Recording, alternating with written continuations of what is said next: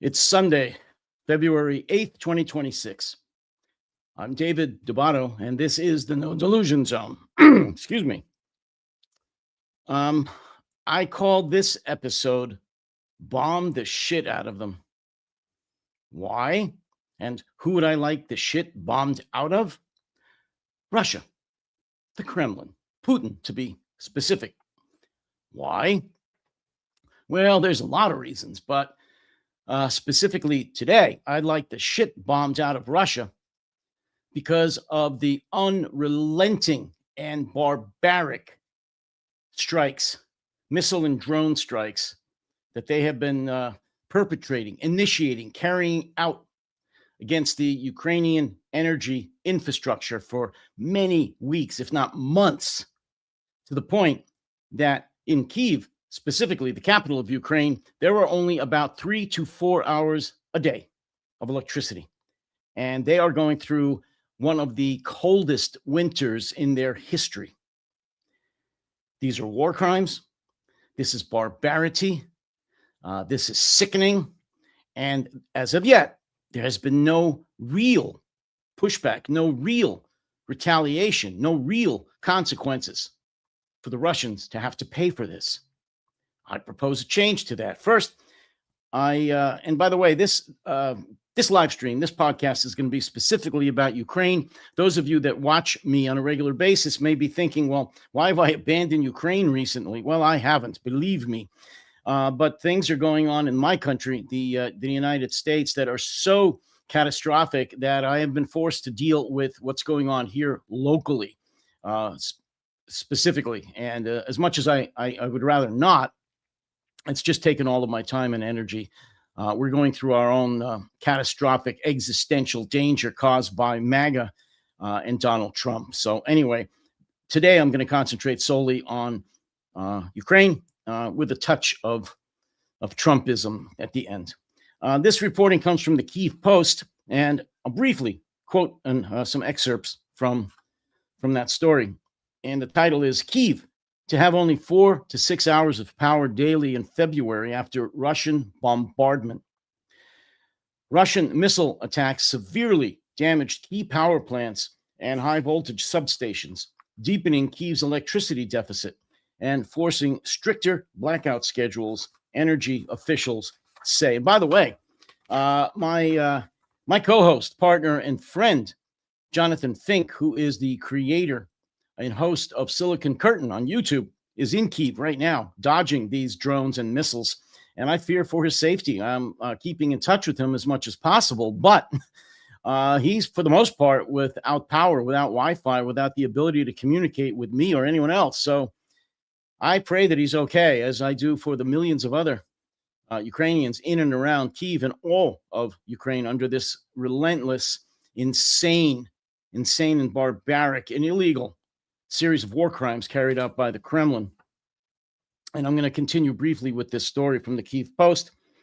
Kyiv is expected to receive only 4 to 6 hours of electricity in February due to Russian strikes severely damaging key combined heat and electricity producing power plants and high voltage substations. The extent of the damage was outlined by the head of the board of the Ukrainian Renewable Energy Association in an interview with a Ukrainian news outlet, saying that following Russia's overnight attack on Tuesday, February 3rd, which was the largest strike on Ukraine's energy system since the beginning of the year, millions of Ukrainians are going to be without power for an unknown period of time. And when it is restored, again, as I said, it's going to only supply about 3 to 4 hours worth of electricity per day for the foreseeable future. So you've got, as I said, millions of Ukrainians, men, women, children, the elderly, disabled, freezing in their own homes without electricity, which means they don't have refrigerators. So their food has already been spoiled. So they're having to depend on shelters and food kitchens and donations and help, assistance from the government. It's bleak, folks. It really is. And again, I apologize for not concentrating more recently on the plight of the Ukrainians, what's going on right now in Ukraine. But it's, again, only because of the existential crisis going on here. Russia, Putin specifically, is a piece of shit committing these war crimes, and he has been for years. And the world, the West specifically, has not made him pay for this yet. And they have the balls, and I'm going to go to the next story by the Kyiv Post, of telling Ukraine that they must give in to Russian demands before there's any hint of peace. The next piece I'm going to excerpt from the Kyiv Post, again, is titled, "Russia Tells Ukraine to Give In as Abu Dhabi Talks Open." And this was from a few days ago, but Russia is demanding concessions that Kyiv has rejected, including withdrawal from large parts of eastern Ukraine and recognition of territories seized since 2022 as being Russian. Well, Putin, Vova, that ain't going to happen. And it's one of the main sticking points left with the so-called peace negotiations, which aren't peaceful or negotiations at all. They're just delay tactics by Putin so he can regroup, rearm, and continue his invasion, his genocide against Ukraine. But the Ukrainians, of course, aren't fooled, and they're not going to give in. They're not going to give in to ceding the Donbass or anything else that Russia hasn't already taken in its feeble attempts to conquer Ukraine. Again, just one of the latest delaying tactics that Putin has been using for years with the war against Ukraine. And now I'm going to circle back to my old friend Donald Trump. Trump has now allegedly given Ukraine and Russia, he says, but primarily Ukraine, until Wednesday, 3 days from now, to come up with a solution, or what? He says he's going to pressure both sides if they don't come up with a solution to finalize a peace treaty, a ceasefire agreement. Horseshit, bullshit, lies.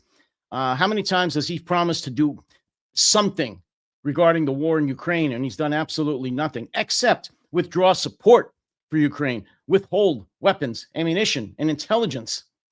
But as far as doing anything substantial, and especially as far as punishing Russia, no, that hasn't happened. And I don't think it's going to happen, which is the lead into the last story I want to talk about today.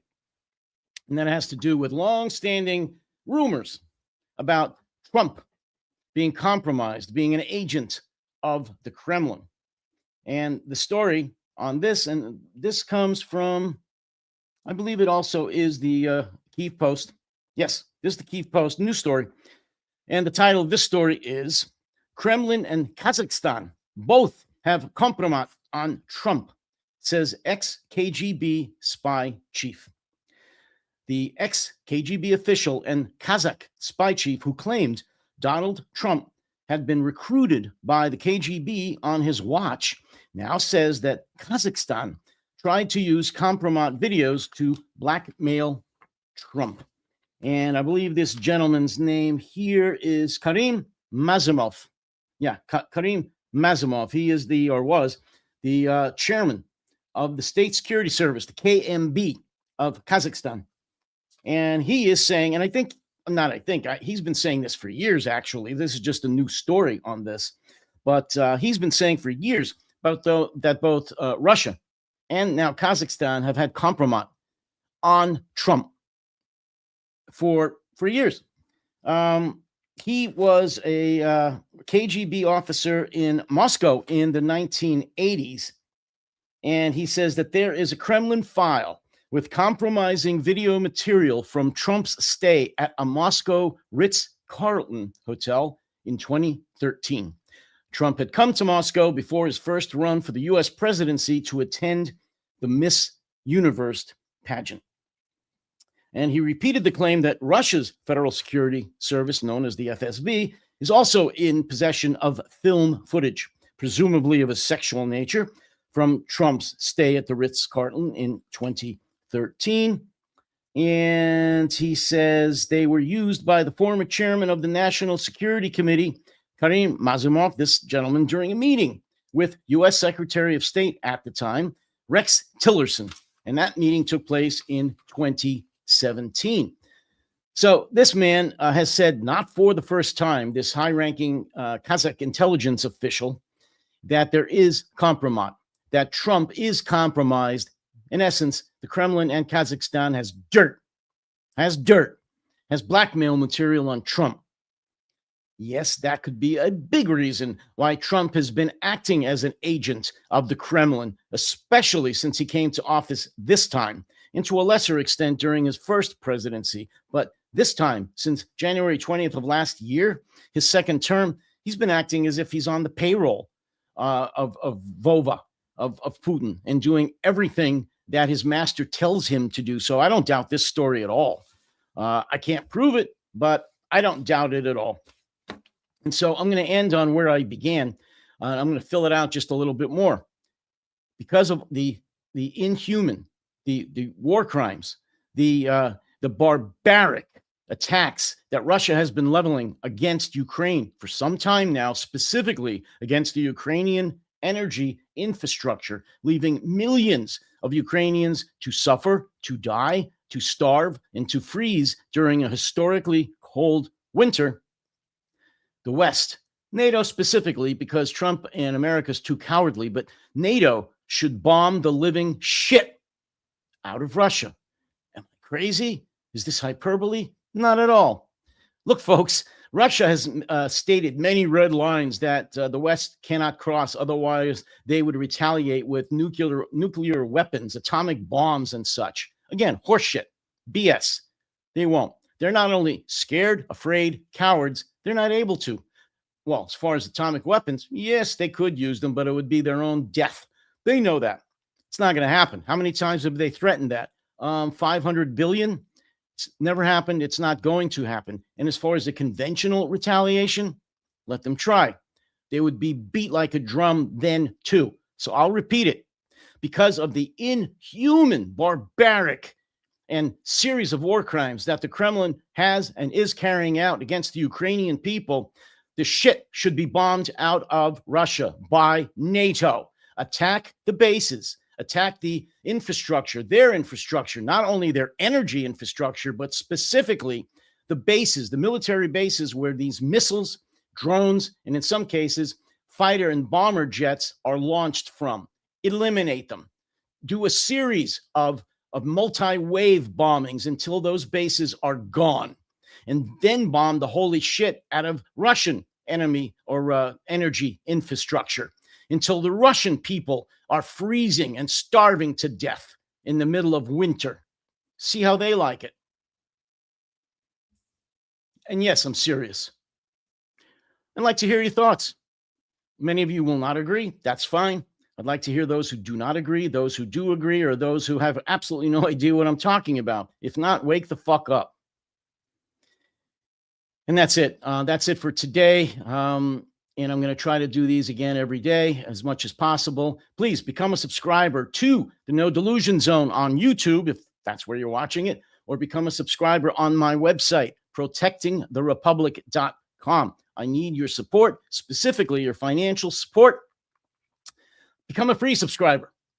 And then if you like what you hear, and I think you will, become a paid subscriber. I'm one of the voices of the opposition, folks. One of them. And I need your support. So please become a subscriber both on YouTube and on protectingtherepublic.com. Until the next one of these, you all please take care, stay safe, and if you can, stay sane.